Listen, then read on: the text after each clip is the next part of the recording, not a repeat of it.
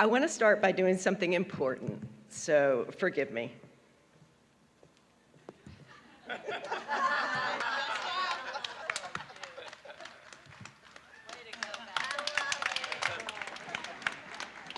And why is that important?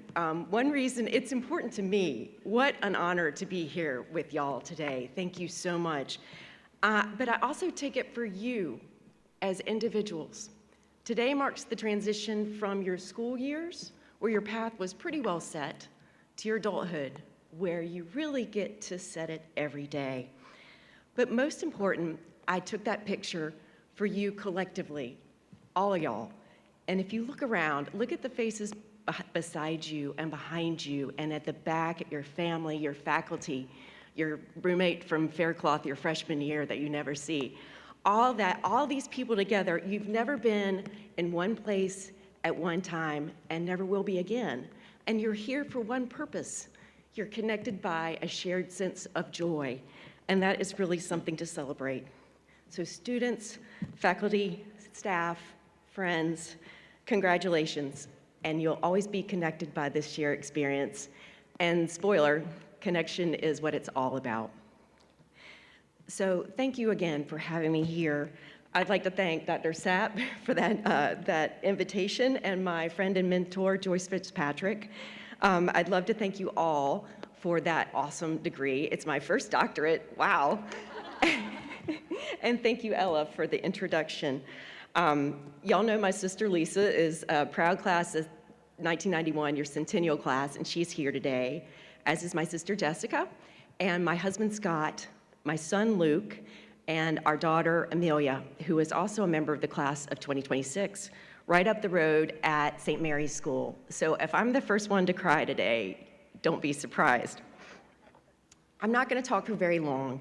I loved what Alexandra and Claire had to say. I'm not sure how much I can add to those wonderful words, but I'm going to talk about three things.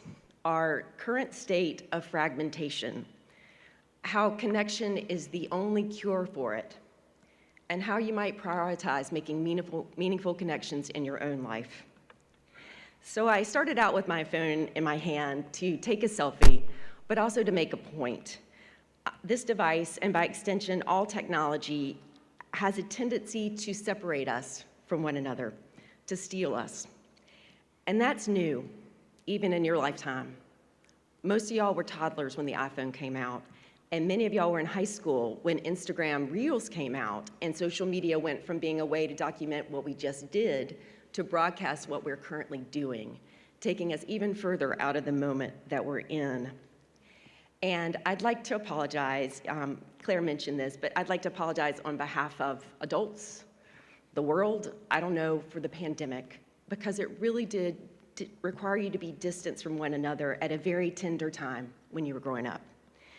And I apologize, too, for handing y'all a world that is pretty well fragmented, so much so it feels at times it's in shards and pieces. And that the increasing ubiquity of AI, it has the potential to further take us from one another. Already we go to chatbots to share our innermost feelings instead of our friends or counselors. We see news streams that are tailored to tell us what we want to hear, not what we need to. So that's the elephant in the room, or at least in my hand. But standing here, I can't help but remember my own graduation, and as Alexander said, I was one of the ones that was pretty panicked.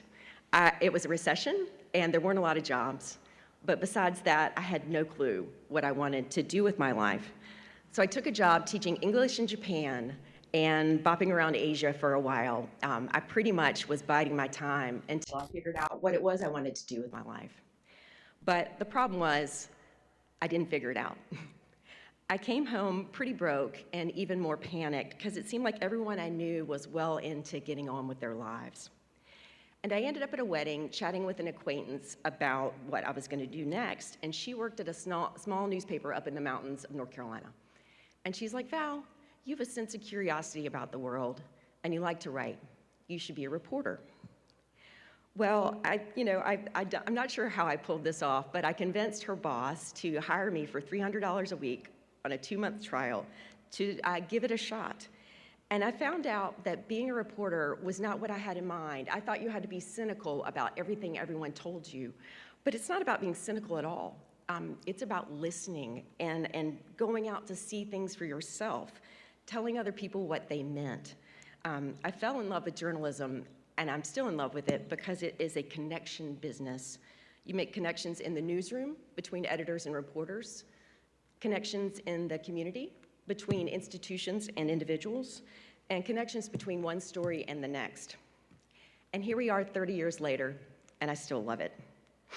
You know, I mentioned the fragmentation of this world, and I can't say I always love humanity, but wow, do I really love human beings. So what advice can I offer you at a time when nothing is certain but uncertainty? When I look out at the job market for y'all, and it reminds me of that show, The Floor is Lava, and you're like, can I jump to that rock? Is that rock safe? Will it be safe 6 months from now? That I can't tell you.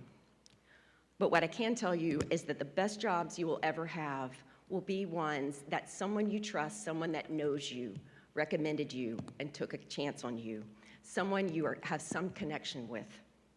And when you land those jobs in those next roles, prioritize connection in every sense of the word. Be in the same place as your coworkers as much as you possibly can.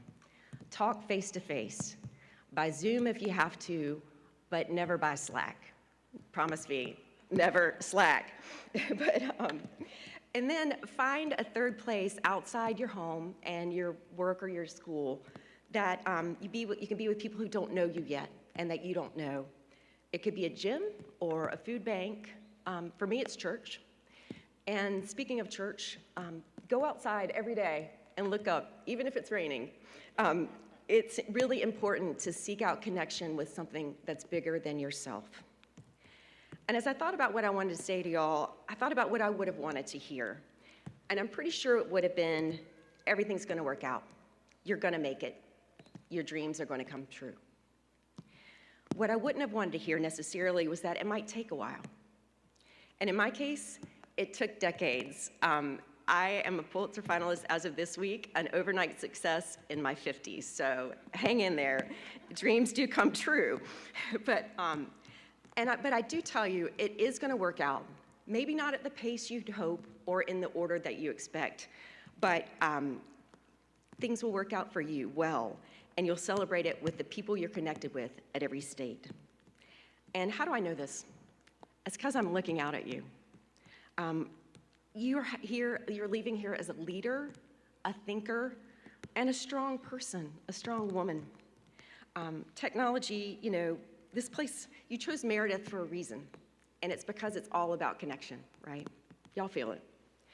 And so this is the last thing I'll say before I let y'all walk up here and get this degree you've worked so hard for.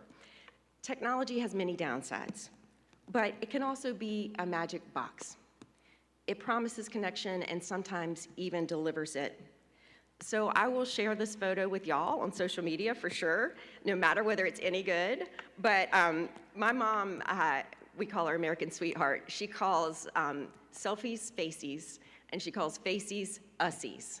So when you think about your interaction with any technology, remember, ussies are better than selfies. Snapchat streaks are better than TikTok. And the very best use of all of this device is calling home and telling the people you love that you love them. Thank you so much. Congratulations.